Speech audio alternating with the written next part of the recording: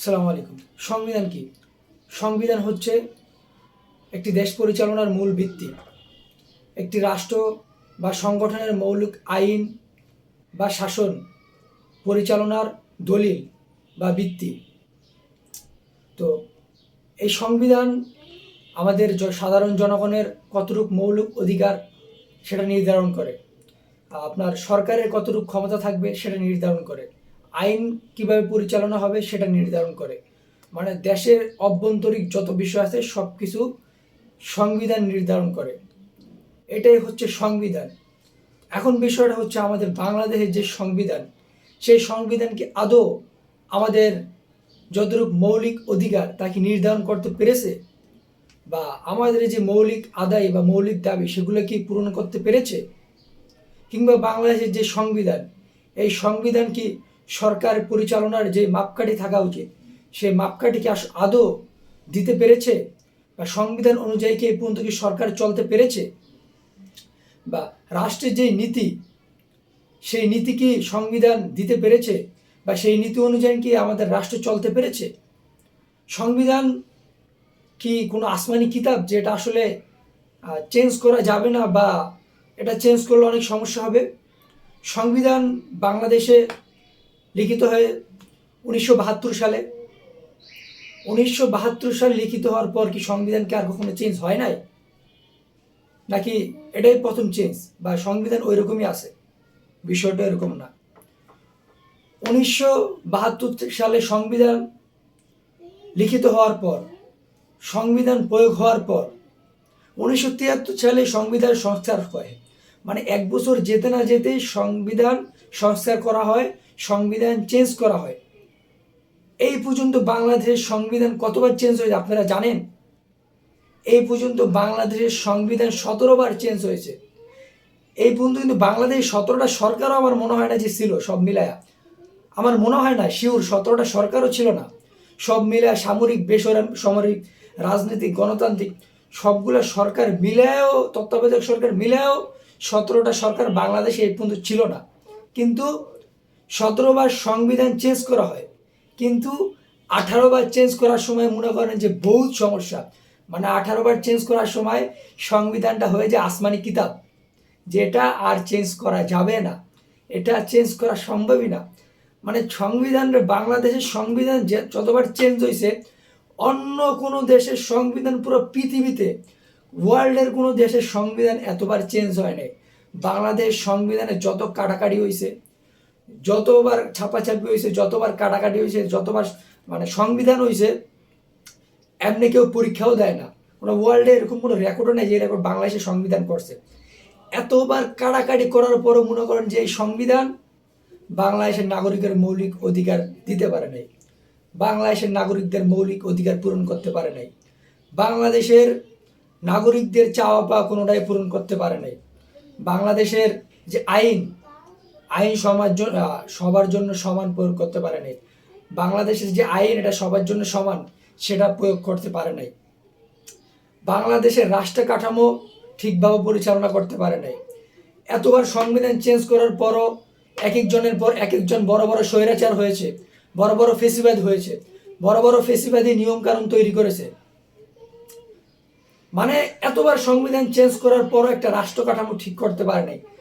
স্বাধীনতা 53 বছর পরও এখন পর্যন্ত বাংলাদেশে আসলে মানে ওই রকমভাবে কি উন্নয়নটা হয়েছে, বা আমাদের মানে জনগণের, জনসাধারণের কতটা আমরা এর দ্বারা লাভবান হয়েছি, বা আমরা জনসাধারণ এই সংবিধান দ্বারা কতটুকু লাভবান হয়েছি, এক মানে 1% লাভবান হয়নি বাংলাদেশের জনসাধারণ সংবিধান দ্বারা।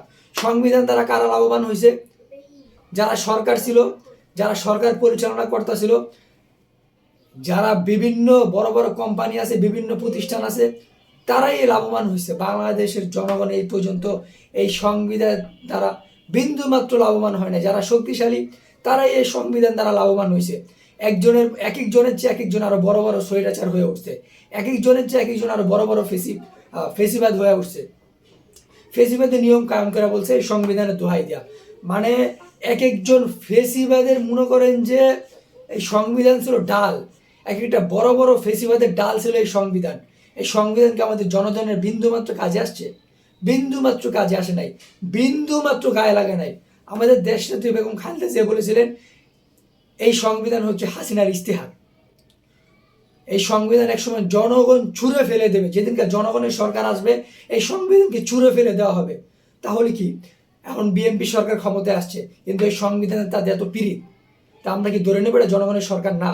কারণ বেগম খালেদা জিয়া তো বড় বিএনপি কেউ নাই, বেগম খালেদা জিয়ার চেয়ে বড় বিএনপি কেউ আছে নাই। যেহেতু বেগম খালেদা জিয়া বলে গেছিল এই সংবিধান হচ্ছে হাসিনার ইস্তেহার, যেদিন জনগণের সরকার আসবে এই সংবিধান ছুঁড়ে ফেলে দেওয়া হবে।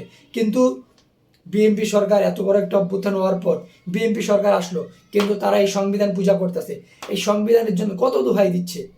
মানে তারা এই সংবিধানকে রাখা যাচ্ছে শুধুমাত্র এই সংবিধানের জন্য, জনগণের জনরায় গণভোট। আপনারা জানেন বাংলাদেশে সর্বপ্রথম গণভোট কে নিয়ে আসছিল? বাংলাদেশে সর্বপ্রথম গণভোটের আয়োজন করে শহীদ প্রেসিডেন্ট জিয়াউর রহমান। তিনি গণভোটের আয়োজন করে এবং গণভোট দ্বারা তিনি বাংলাদেশের অনেক কিছু চেঞ্জ করেন। বাংলাদেশের ইতিহাসে তার নাম এখনো স্বর্ণ অক্ষরে লেখা আছে।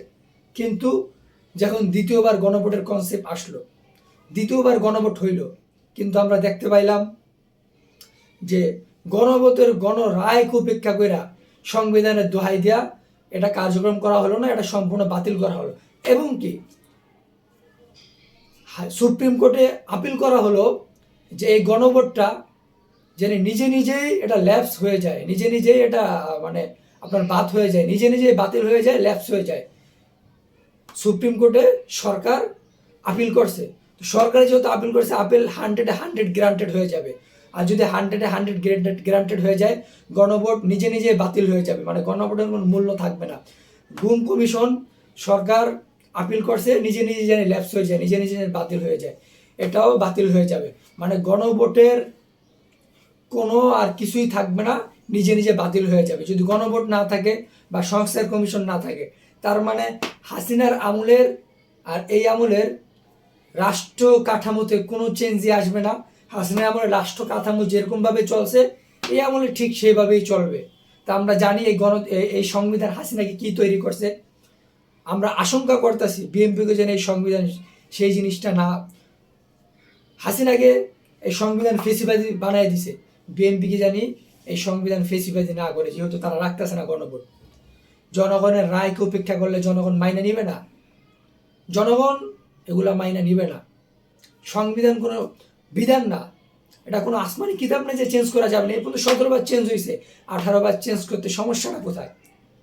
সংবিধান চেঞ্জ করলে জনগণের ভালো হবে, দেশের ভালো হবে, একমাত্র ভালো হবে না দুইটা দলের।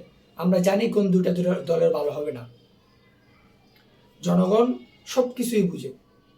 তো শহীদ প্রেসিডেন্ট জিয়াউর রহমানের যে গণভোট বাংলাদেশে আনলো, সেই গণভোটের রায়ও মানা হচ্ছে না। সংবিধানের জন্য এত মানুষ তো আসলে জান দেয়নি শুধুমাত্র একটা সরকার চেঞ্জ করার জন্য, জনগণ জান দেয়নি, জনগণ জান দিয়েছে পুরো সিস্টেমটাকে চেঞ্জ করার জন্য। কিন্তু সেটা হচ্ছে না, আফসোস সেটা হচ্ছে না। আইনের দোহাই দিয়ে আচ্ছা সংবিধান যখন মানবেনি আপনারা মানেন, অসুবিধা নেই, সংবিধান মানলে পরিপূর্ণ মানেন। সংবিধানের 4 কতে স্পষ্ট বলা আছে যে সমস্ত সরকারি ভবন, প্রধানমন্ত্রীর কার্যালয়, রাষ্ট্রপতির কার্যালয়, স্পিকারের কার্যালয়, সমস্ত আধা সরকারি যে প্রতিষ্ঠান আছে, সরকারি যত প্রতিষ্ঠান আছে, আপনার সব জায়গায় শেখ মুজিবের ছবি রাখতে হবে বাধ্যতামূলক।